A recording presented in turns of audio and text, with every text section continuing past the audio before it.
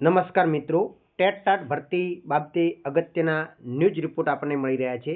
ખાસ કરીને જે સરકાર દ્વારા શિક્ષક ભરતીને લઈને જે કેલેન્ડર બહાર પાડેલું છે એ કેલેન્ડર અંતર્ગત શાળા સંચાલકો રોષે ભરાયા છે। શા માટે રોષે ભરાયા છે એની આપણે વિગતે આજના ન્યૂઝ રિપોર્ટની અંદર ચર્ચા કરીએ।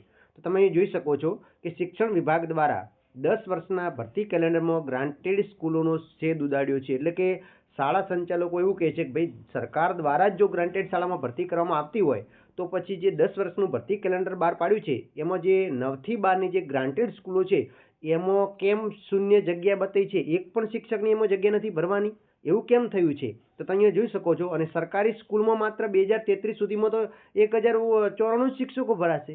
આ કેવી વાત થઈ? એટલે કેલેન્ડર રજૂ કરેલી 3902 જગ્યાઓ પૈકી 2808 જગ્યા તો અત્યારે ચાલુ ભરતીમાં દર્શેલી છે, તો પાછળથી ખાલી 1094 જગ્યાઓ ભરાશે। આ કેવું થઈ ગયું? તો આ બાબતે શિક્ષણ વિભાગે જે 10 વર્ષના ભરતી કેલેન્ડરમાં ગ્રાન્ટેડ સ્કૂલોનો છેદ ઉડાડી દેવામાં આવ્યો છે। હવે શિક્ષણ વિભાગના કેલેન્ડરમાં સરકારી માધ્યમિક અને ઉચ્ચતર માધ્યમિક સ્કૂલોમાં તો 3902 જેટલી શિક્ષકોની ભરતીનું આયોજન છે છેલ્લા 10 વર્ષમાં, અને ચાલુ ભરતીની પણ એ જગ્યાઓ અંદર ઇન્ક્લુડ કરેલી છે।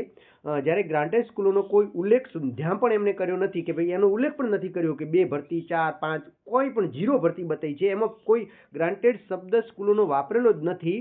અને એટલા માટે ખાસ કરીને તમે જોઈ શકો છો, આ ન્યૂઝ રિપોર્ટ છે કે જે શાળા સંચાલકો છે તો કે આ જે ભરતી કેલેન્ડર છે એના બાબતે શાળા સંચાલકો નારાજ થયા છે અને સરકારીમાં માત્ર 150 એવી જગ્યાઓ ભરવાની છે, જ્યારે ગ્રાન્ટેડ શિક્ષકોની શાળાઓની શિક્ષકોની ભરતી સરકાર જ કરતી હોય અને સરકાર જ જો સરકારી ભરતી કેલેન્ડરમાં એનો ઉલ્લેખ ન કરે તો સ્વાભાવિક છે કે શાળા સંચાલકો અને ઉમેદવારો પણ નારાજ થાય છે।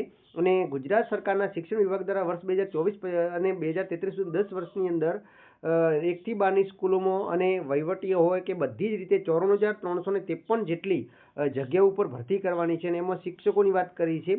હવે ખાસ જોવાનું એ રહ્યું છે કે શાળા સંચાલકો છે આ બાબતે નારાજ થયા છે, એમણે સરકારને પણ રજૂઆત કરી છે। હવે જોવાનું એ રહ્યું કે સરકાર એનો શું પ્રત્યુત્તર આપે છે, અને ખાસ કરીને ગ્રાન્ટેડ શાળાઓમાં પણ જે ખાલી જગ્યાઓ સરકારી કરતાં વધારે પડશે, કારણ કે એમાં પણ નિવૃત્તિ વય આવી રહી છે, એટલે એમાં પણ કદાચ સરકારનો શું ઈરાદો છે એ સમજી શકે એ માટે શાળા સંચાલકો પણ એમની માગણી કરી જ છે અને ઉમેદવારો પણ માગણી કરી રહ્યા છે।